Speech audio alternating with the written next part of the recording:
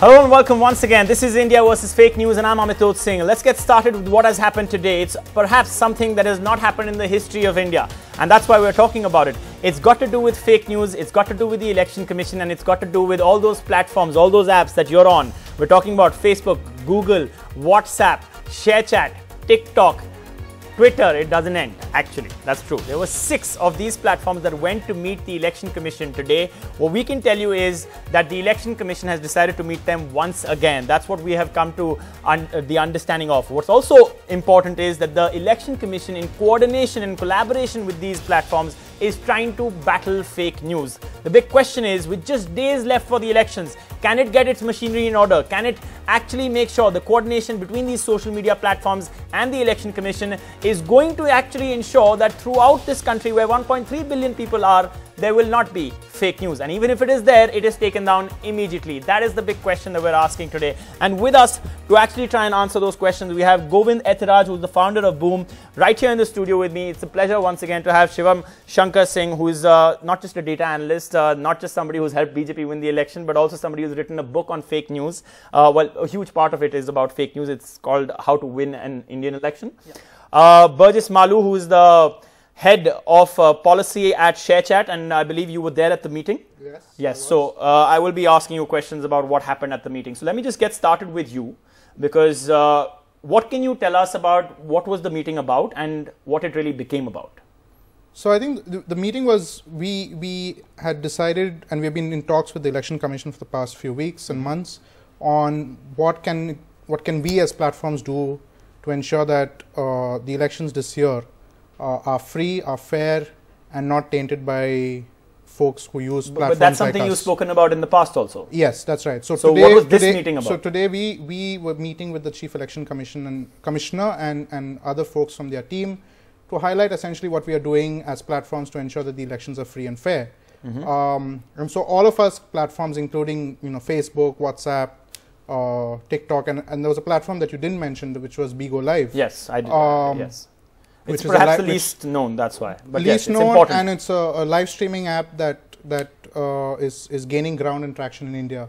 Okay. And so all of us were there, and essentially we tried to explain to the Chief Election Commissioner what it was that platforms like us were doing to ensure that fake news does not spread on our platforms. All right. How much time were you guys given, all of you? We all got about 7 to 10 minutes to discuss what we were doing, and the meeting was about 2 hours long. And any concerns that the Election Commission raised? I unfortunately can't tell you that, but we have been called again tomorrow to meet with the Election Commissioner and to come to a consensus on what is it that all of us platforms will do. Okay, as somebody who's known what happens in elections, how unprecedented is this? Because this is not something India has seen before. This is interesting. This is unique. This is the first time that the Election Commission has decided to speak to platforms like us, and I think it's going to be an interesting election, because this is the first time the Election Commissioner is looking at platforms like us and monitoring us. How effective will it be? That's the million-dollar question, or rather, with a billion Indians, it's a billion-dollar question. All right, Shivam. I am what I like to call myself sometimes an eternal optimist, but even I am finding it difficult to find how we're going to be able to tackle fake news going into the elections. Because the big concern out here is that while the EC, through its notification process, through the new method where they're going to have a dedicated grievance officer from each of these platforms reporting to the Election Commission, in a sense, telling them that, oh, this is fake news, take it down immediately. But even in that much time, let's say 6 hours or 1 day, the damage may already be done. And that's the problem with an election. So how effective do you think this Election Commission move will really be? So I have absolutely no doubt that the intention from the Election Commission and all of the tech platforms is correct. They do not want fake news circulating on that platform, because it also harms the credibility of the platform itself. Okay. Everyone wants to fight it, but the tech to actually tackle it just doesn't exist as of right now. With who? With the Election Commission and with the platforms. Because one sec, Burgess, would you agree? I wouldn't. Okay, you think you have the tech tackle fake news? Well, there is no tech to tackle it, 100%. Yeah, that's the point we're trying to make, though. But we are definitely trying. Okay. So you are coming up with technologies. All of the platforms are trying to counter fake news. But what's going to happen is that as soon as the Election Commission opens up a portal where people can report fake news, it's going to turn into the kind of thing that happens But with one sec, trending where hashtags. is the portal? What portal? Though it doesn't exist right now, but I'm Does guessing it exist, Burgess? it doesn't exist. That's the entire point. I don't think so. No. Okay, It so doesn't but exist. is that something on the cards? Is there going to be a process through where if I am not somebody who has access to the Election Commission, I can actually go to the Election Commission website and say, okay, this is fake news. But remember, a lot of our fellow voters don't even have that internet capability to report to the Election Commission through the internet. So I don't think they can report to the Election Commission, but they can definitely report to us platforms, because all of us have reporting mechanisms on our platform. I don't think there And is a so- reporting mechanism for fake news on a lot of platforms. If you go to WhatsApp or Facebook right now, Okay, let Burgess try there's answer just that. nothing to report fake news. You can report harassment, you can report Isn't that- hate speech, no, one but sec. just fake news. I don't think a tag such as that exists right now on a lot of Okay, these interesting. platforms. Yeah. At least on ShareChat it does. I won't No, speak does it for- say for- like report fake news? I don't Is think his point? on ShareChat? Yeah. Yes. Okay, it does. Okay, Yes. all right. But So- on a lot of them, I mean, it not in doesn't English, right now. because we are not yeah, an yeah, English you're, platform. you're on 14 different But- languages. We understand that. Okay, Govind, I have to come to you. We have a very important fact checker here. He's the founder of Boom. I don't know. I mean, Govind, where do we start out here? This is it is so exciting that the Election Commission is going ahead with this, but it is also such a huge challenge, and we don't really know how this is going to be effective. I don't know which way to go. And you're a fact checker. How do you see this?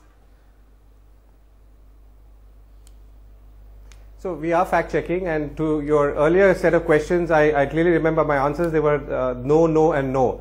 There is no way you can check everything. There is no way people can report to an election commission, nor does the election commission have the wherewithal to respond.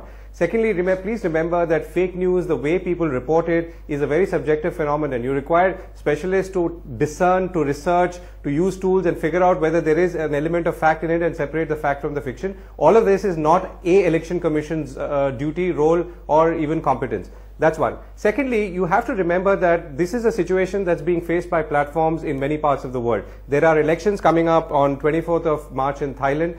All platforms, at least Facebook for sure, Google for sure, are working closely with the government there to ensure that there is as much reporting and transparency as possible. Now, Okay. something similar is obviously going to happen here. This is the first time it's going to happen, because this is the first time we are encountering fake news in this fashion. There was no fake news before 2016, at least in the way we've begun to define it. The larger problem is the way we see it. The flow of disinformation or misinformation stepped up considerably after the March-April elections, the May elections in Karnataka in 2018, and then since then it's been a steady stream. So in a way, you can't blame an election commission, because an election commission defines its role in the context of the boundaries of the dates the elections are held. And No, the but why results are doesn't it declared. say So, that? for instance, I'm sorry, April, why 11 to doesn't May the Election 19th Commission and come out and say that we need help? Why is it portraying, in terms of its optics, that No, we are going to fight fake I'm news? sure that's the reason they're meeting all these. No, that's the reason they're meeting all these platforms, and I'm sure they're seeking help. But all Right. I'm saying is, it is extremely difficult to police. That's one. Right. Second is, it's like off-course betting. So one is, you can say that everyone who bets on the horses has to sit inside the stadium, and only official bookies can operate. But if you ban that, everyone goes off course, and that's exactly what fake news is about. Okay. Everything goes offline. So even if the election commission polices ads, pre-certifies ads by political parties, and that's good, that doesn't mean they can control the flow or the creation of disinformation, which will happen outside this universe. All right, And but that's let's the way be it's been optimistic. happening Let's for the be last 1 optimistic. year How that we've been tracking effective it, do and you it's been see? linked to elections. Let's try. I know we can't put a numerical value to it. We can't quantify it, but in terms of what effect this entire operation of the Election Commission is going to actually take in terms of implementation when the elections come in 7 different phases, how effective is it going to be? I'm just asking that, let's assume that if there were 100 fake news items in the past, how many do you think there will be this time? Just for the common man. No, I think the number of fake news may go down, and that's because there are independent fact checkers working on it, not because the election commission is cracking down, because the election commission's role is defined by what happens in the ambit of the voting to the counting. And that is really to do with election ads and what just today, I think what social media the profiles of candidates say. Okay, Burgess, do you agree? Because he's saying election commission is not going to be able to handle it, and it's not up to them. It's going to be other platforms like fact-checking websites, and perhaps even you, and citizen journalism perhaps also. So I think it's going to be a collaborative effort, but the question is that even with fact checkers, today I saw your tweet, in fact, which talked about, was it 3 4 fact-checking agencies that Three. are There were 3 fact-checking websites. Okay, let's just tell our viewers about that first. There's Alt News has actually done a fact-checking where they have found that Facebook has 7 fact-checking partners, but out of these 7, 3, and this is important to understand, 3 out of 7 fact-checking partners actually have, in 1 or more instances, generated fake news. That's what you're referring to, right? exactly right. So if No, that's but the that's case, exactly what he's saying. He's saying it's tough. it is tough. needs It specialist is tough because you know what, fake news. People love fake news. It brings engagement. Right? Sorry, I don't, but go ahead. You don't, but Yeah. it's the kind of content that people, because it's so incredibly, impossible to believe. To go viral. It has the Yeah. potential to go viral, right? Okay. And so the question is, how fast can, even if let's say the EC figures it out, Yeah. or we find it, it's not going to be instantaneous. It's going to take some time How because much? How much? this is not content that when you see it you realize it's fake, right? It doesn't necessarily have to work that verify way. it. Yeah. You have to verify it. Yeah. This is not Amitosh, content like say can I child come porn in? where I you think see we it and are you say not it's getting child the porn. proportion of time and real time here. Right. Go ahead, Govind.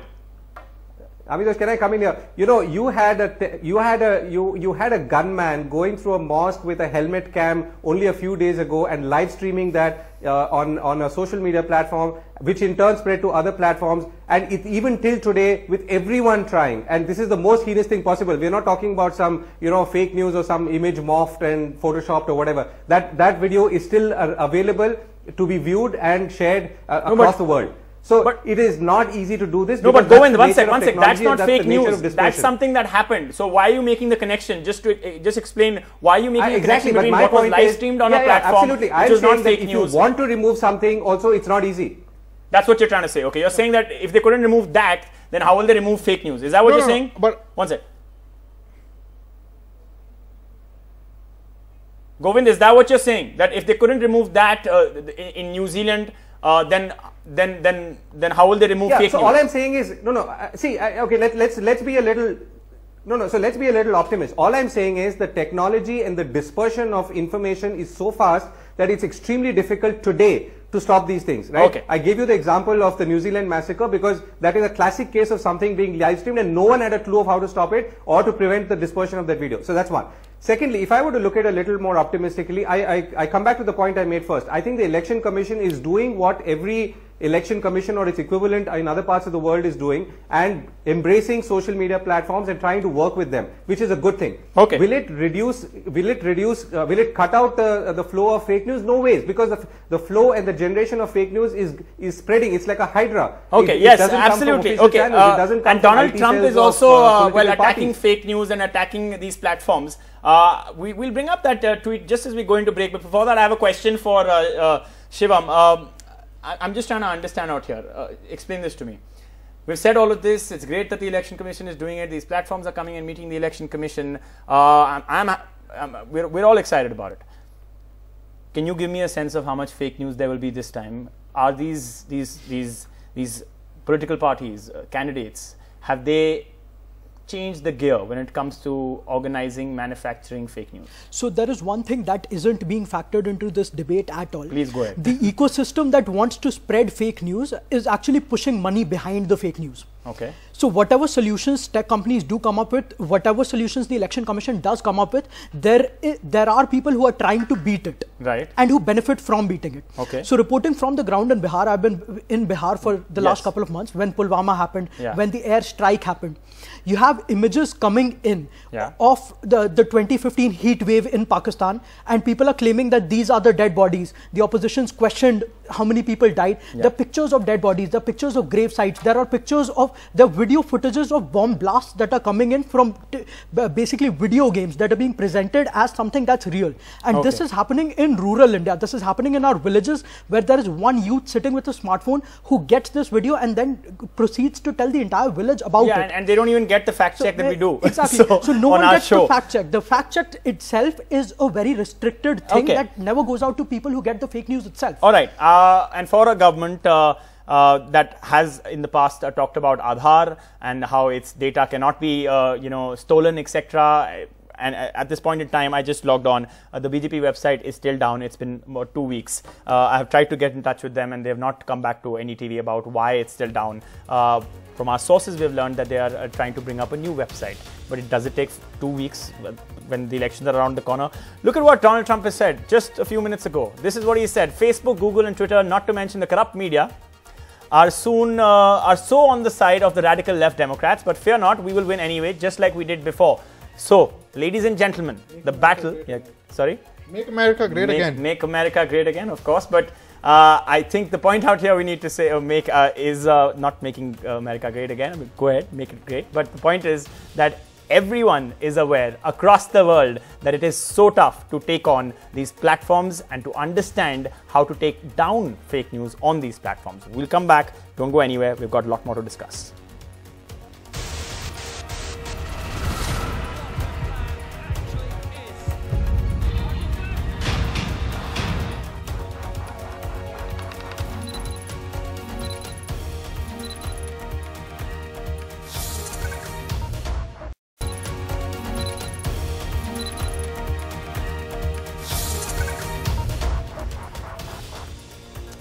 Welcome back. This is the show where we fact check news for you. News, WhatsApp rumors, Facebook posts, whatever it is. But today we're talking about what the Election Commission has done, met all major social media platforms, policy heads to basically find a way to tackle fake news ahead of the elections. And remember, this is not something that happened in 2014. Fake news was there. It was spreading and it was spreading quite fast. So let's go straight across to Govind. Govind, consider this your last comment. And my question is very clear.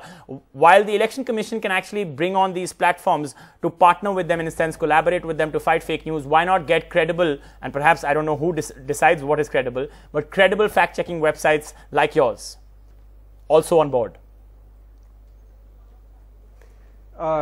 I mean, that's a question that you should pose to the Election Commission. I mean, we are fine doing what we're doing independently. I think the Election Commission needs to show to voters that they are aware of this problem, abreast of it, and doing everything they can to address it. So the thing the Election Commission should do more is educate and create awareness. You cannot fight fake news in itself. You have to create awareness in the ecosystem so people stop believing or definitely develop a sense of skepticism or a higher sense of cynicism about posts, forwards, shares and so on. Okay. So I think the Election Commission, even as it works with the social platforms and tries to engage with them, should focus on educating voters and creating that's where we also come in, the media also comes in. Shivam, I just want to ask you one final question. That they get. It's got to do with the fact that you had an experience with the Election Commission.